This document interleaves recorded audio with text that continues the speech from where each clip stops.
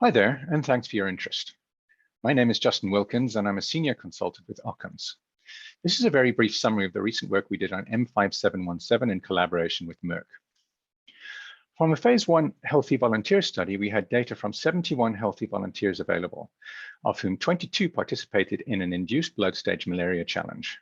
The raw data were relatively rich, but indicated significant variability in PK, nonlinearity, numerous secondary peaks, and a delay in drug effect on parasitemia. The final PK model was 3-compartmental with a transit absorption model, first-order absorption, a recirculation model, and a strong inverse relationship between central volume and dose. Body weight was included a priori on clearance and volume parameters.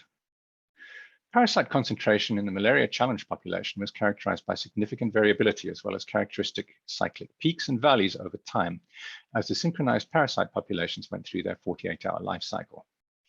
M5717 treatment led to clear exposure-dependent reduction in parasitemia, albeit with a slight delay in effect after drug administration.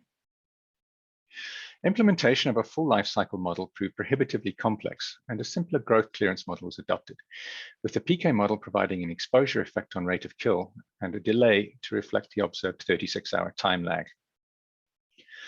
Periodic oscillations in parasitemia reflecting stages in the life cycle were not accounted for, but this aspect was considered irrelevant to the model's purpose and had no impact on the results or on the utility of the model. The parameters themselves were well estimated with relatively high precision despite a high signal-to-noise ratio and provided very good individual fits to the observations. It's able to predict recrudescence as well. And individual plots and parameter estimates are shown in our supplemental material, which is accessible together with the main poster at the link provided.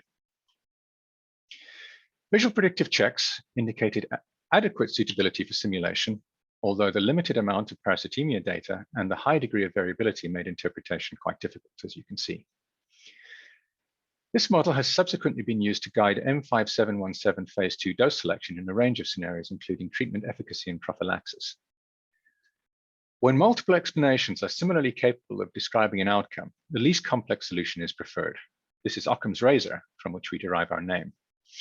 Despite the apparent complexity of the underlying system, a parsimonious approach proved appropriate in this case for developing a descriptive and predictive model for M5717 PK/PD, which has proved suitable for use in early phase dose finding simulations.